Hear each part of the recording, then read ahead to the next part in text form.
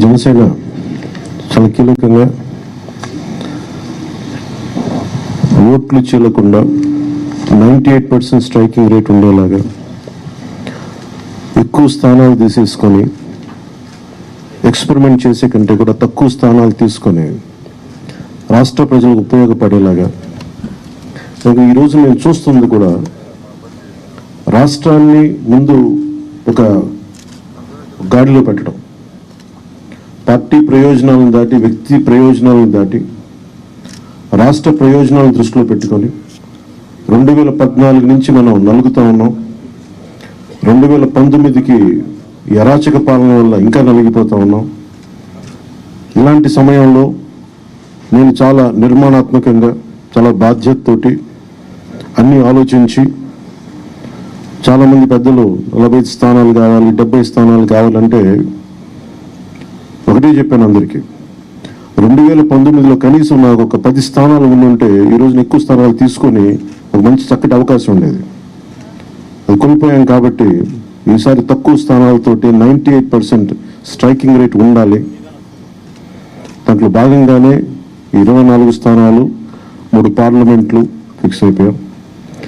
అలాగే 24 స్థానాలు కనిపిస్తున్నాయి, కానీ జనసేనకి మనం చూడాల్సింది 3 పార్లమెంట్లో ఇంకొక అదనంగా ఇంకొక 18 నుంచి 20 దాకా స్థానాలు అధికంగా యాడ్ అవుతాయి. సో దాదాపు ఒకలా చూస్తే జనసేన అందరూ అనుకున్నట్టుగా ఒక 40 స్థానాల్లో పోటీ చేస్తున్నట్టు లెక్క, 3 పార్లమెంట్తో కలుపుకొని.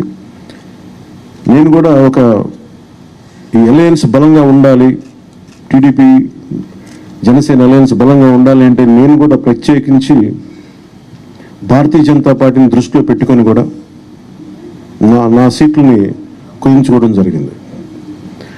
ఇది మన నాయకులందరికీ కూడా వ్యక్తి ప్రయోజనాలను పక్కన పెట్టి రాష్ట్ర ప్రయోజనాలని ముందుకు తీసుకెళ్దాం. ఓటు ట్రాన్స్ఫర్ అయిన రోజున ఎవరైతే త్యాగాలు చేశారో, ఎవరైతే కష్టపడి పనిచేశారో ప్రతి ఒక్కరికి పేరు పేరున ఈ సభావేదిక మీదుగా నేను తెలియజేసుకుంటా ఉన్నాను. ప్రతి ఒక్కరికి మీ ప్రతిభతోటి, మీ సమర్థతతోటి, మీ అనుభవం ఎలా ఉందో దానికి తగ్గ ప్రతిఫలం ఉంటుంది. భవిష్యత్తులో పదవులు మన ప్రభుత్వం స్థాపించిన వెంటనే ఎలాంటి పదవులు మీ సమర్థతకి, మీ ప్రతిభకి తగ్గట్టుగా ఖచ్చితంగా మీకు అండగా ఉంటామని తెలియజేసుకుంటూ, ప్రతి జన సైనికులకి, ప్రతి వీర మహిళలకి, ప్రతి జనసేన మద్దతుదారులందరికీ కూడా మన ఓటు టీడీపీకి వెళ్ళటం ఎంత ముఖ్యమో టీడీపీ ఓటు కూడా మనకు రావడం అంతే ముఖ్యం.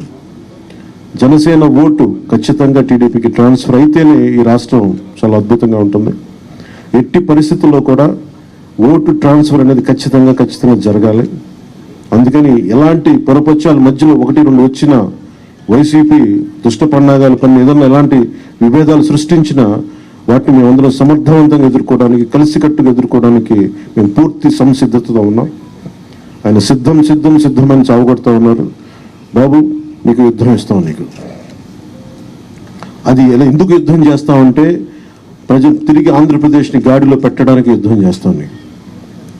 అయితే మనస్ఫూర్తిగా ప్రజలందరికీ కూడా చాలా శుభదినం.